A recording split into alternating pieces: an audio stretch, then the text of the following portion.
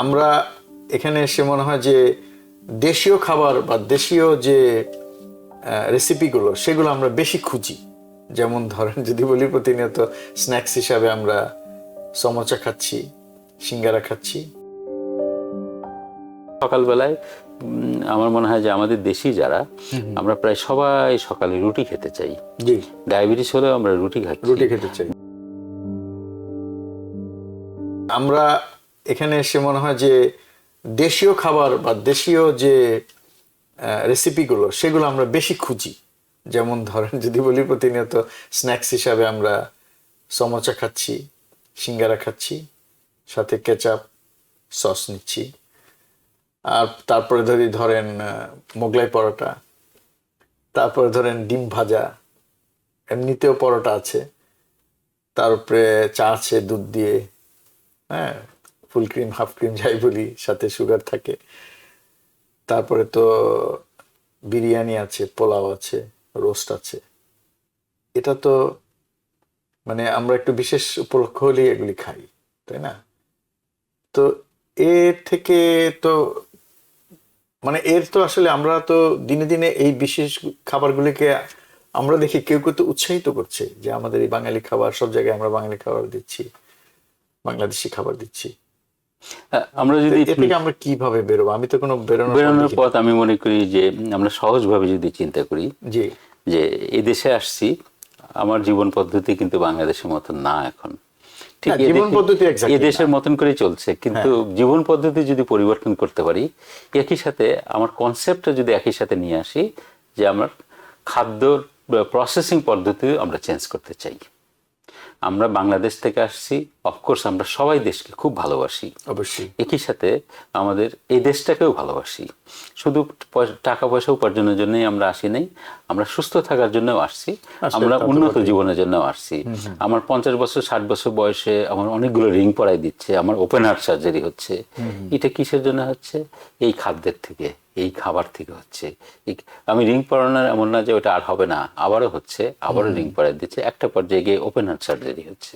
তো আমরা এর থেকে দূরে যাব কিভাবে? যে আলোচনাগুলো করছি, কোন খাবারটা আমরা খাবো না। আমরা রেস্টুরেন্টে আমরা যদি বিকালে বন্ধুর সাথে দেখা হলো, আমরা গিয়ে বলি যে আমাকে সিঙ্গারা দেন, আমাকে সমোসা দেন, আমাকে ওই যে আলুর চপ দেন, আমাকে কাবাব দেন, আমাকে ডিনার করতে গেলে বলি যে ওই মাছের থেকে দেখা যায় যে অনেক তেল, যে পরিমাণ তেল ওর ভিতর থেকে হচ্ছে, ওই তেলটা না দিলে, আমি ওদেরকে জিজ্ঞেস করছি যে তেলটা কমাই দেওয়া যায় না, বলে কমাই দিলে স্যার আমাদের কাস্টমার তো আসে না। তো আমাদের সচেতনতা যদি বাড়ে, ওনারা ঠিকই পরিবর্তন করে দিবেন। একটা রেস্টুরেন্টে গিয়ে যদি সবাই বলে যে আপনাদের তেলের পরিমাণ কমান, আমরা সেটাই পছন্দ করব। কিন্তু আপনি যেটা বললেন এটাই তো সত্যি, যে আপনি তেল কম পছন্দ করছেন, আমি তেল পছন্দ করছি, আমরা যে বলছি একটু তেলটা কম হলে ভালো হয়, বা তেলটা খেতে হয়তো আমার কাছে ভালো লাগছে না, যেহেতু আমরা একটা অভ্যাস গড়ে উঠেছে আমাদের মধ্যে, কিন্তু কাস্টমাররা তো বেশিরভাগই তেল পছন্দ করছে। আমরা এইভাবে তার তো ব্যবসা করতে, এই জন্যই আমরা টিভিএনে আসছি এই কথাগুলো বলার জন্যই। দর্শক, এই আলোচনাটা আমি মনে করি যে এটা আমার এবং ডক্টর সজল আশফাকের জন্য না, এটা আমাদের সবার জন্যে। আপনাদের নিশ্চয়ই ভালো লাগছে এই আলোচনা। আপনারা যখন মনে হয় প্রশ্ন করবেন এবং আলোচনাটা আপনাদের প্রতিদিনের খাদ্যাভ্যাসের মধ্যে নিয়ে আসার চেষ্টা করেন, তাহলে এই আলোচনাটা মনে হয় অনেক মানে ফলপ্রসূ হবে, এবং আমরা বিভিন্ন রকমের রোগ থেকে, এই বড় বড় রোগ থেকে আমরা দূরে থাকতে পারবো। আপনাদের খুব কাছের মানুষ, অতি নিকটাত্মীয়, আপনার হাজবেন্ড, আপনার ওয়াইফ, আপনার ছেলে, আপনার মেয়ে, এদের হার্ট অ্যাটাক হবে না, হাই ব্লাড প্রেশার হবে না, ডায়াবেটিস হবে না। আমার 10 জন পেশেন্টের 7 জনের ডায়াবেটিস।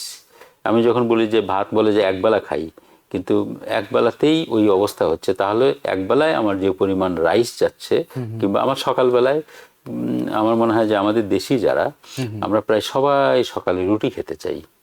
ডায়াবেটিস হলেও আমরা রুটি খাচ্ছি। ভাত এবং রুটি, যে চালের তৈরি যে কোনো জিনিস, গমের তৈরি যে কোনো জিনিস, আলুর তৈরি যে কোনো জিনিস, একই জিনিসই, ফুল অফ কার্বোহাইড্রেট। আমার ডায়াবেটিসের পেশেন্ট, আমি কার্বোহাইড্রেট দিব না। দর্শক, আগে আলোচনা করেছি যে কার্বোহাইড্রেটটা কি এবং কিভাবে আমার ডায়াবেটিসটা করছে।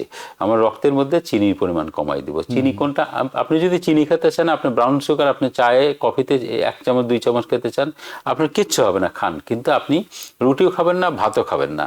আপনি অভ্যাস করে দেখেন, বেশি না 2 সপ্তাহের জন্য অভ্যাস করেন, পরে দেখবেন যে আপনার ওটা আর খেতে ইচ্ছা করছে না, খাওয়ার পর আপনার খারাপ লাগবে। হ্যাঁ, এটা সত্যি কথা। এটা সত্যি কথা এই কারণে কি, মানে এটা দর্শক আপনারা যারা দেখছেন, আপনারা অনেকেই হয়তো খাদ্যাভ্যাস পরিবর্তন করেছেন, এবং যারা করেছেন তারা খুব ভালো বুঝতে পারবেন যেটা, যে এই কোনো একটা বিশেষ খাবার যদি আমরা প্রতিনিয়ত খেতে থাকি এবং কোনো একটা খাবার এড়িয়ে চলি, একটা সময় কিন্তু আর তখন সেই মানে যেমন যেটা বললাম যে অতিরিক্ত মানে তেলের খাবার অনেকেই হয়তো একসময় খেতেন, এখন আর খেতেই পারেন না, মানে পছন্দ তো দূরে থাক, উনি খেতেই পারেন না। একটা বিখ্যাত পর্যায়ে যেতে হবে আসলে। একটা বিখ্যাত উক্তি আছে জি, যে give me a good mother, I will give you a good country. তা আমি ওইটাকেই একটু কপি করে বলবো, গিভ মি 1 মান্থ অ্যাবাউট আজকের যে আলোচনা হয়েছে খাবার নিয়ে, 1টা মাস আপনি আমাদেরকে দেন, আমাদের এই আলোচনার মতন যে খাবারগুলো আমরা দেখাইছি এইগুলো খাবার খান। 1 মাস পরে আপনি আমাদেরকে বলবেন যে কয়জন পুরানো খাবারে ফিরে গিয়েছেন আর কয়জন ভালো খাবারের অভ্যাসটা করছেন।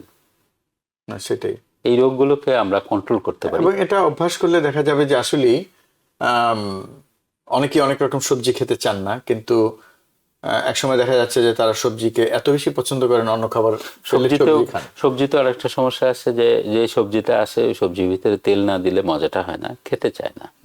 তো আমরা যদি সবজির প্রসেসটা পদ্ধতিটা আমরা চেঞ্জ করে দিই, যেমন আমরা সবজিটা ওইভাবে না খেয়ে যে জাস্ট ওটার ভিতরে তেল না দিয়ে যদি সবজিটা রান্না করে খেতে থাকি, এটা 1 মাস পর অভ্যাস হয়ে যায়, তখন তেল দেখলে ভয় লাগে। আমি আমার ব্যক্তিগত অভিজ্ঞতার কথা বলি, এই কয়েকদিন আগে আমি লাঞ্চ করেছি, ওখানে সিমের বিচি আর শ্রিম্প আসছে, খুব মজা করে খেয়েছি, খুব পরিমাণে যদিও কম। তা আমি বাসায় নিয়ে গেছি, বাসায় নিয়ে যাওয়ার পরে যে বাটির মধ্যে ছিল ওই বাটির নিচে একটা ফাটা ছিল, এটা খেয়াল করে নিই। পরের দিন আমার ওয়াইফ যখন ফ্রিজ থেকে বের করছে, দেখা গেলো যে নিচে যে পাত্রটা রাখা আছে সেটার মধ্যে দিয়ে ওই তেলটা বেরোয় আসে, এবং পরিমাণটা অনেক দেখলাম। তো ওই খাবার পরে দেখলাম যে টেস্টটা আগেরটার মতন এত মজা লাগে নাই। তেল যেহেতু নাই মজা লাগে নাই, কিন্তু ভাল লাগছে যে না, এইবার আমার ভিতরে ওই পরিমাণ তেলটা গেল না। আচ্ছা, কিন্তু একটা কথা কি ডক্টর তৌহিদ শিবলি, মানে এটা মানে এই যে এক একটা জাতি, বিভিন্ন জাতিরা মানে মানুষ, আমরা বিভিন্ন দেশ থেকে আসা, বিভিন্ন বংশোদ্ভূত, আমাদের তো মানে জেনেটিক্যালি আমরা বিভিন্ন রকম।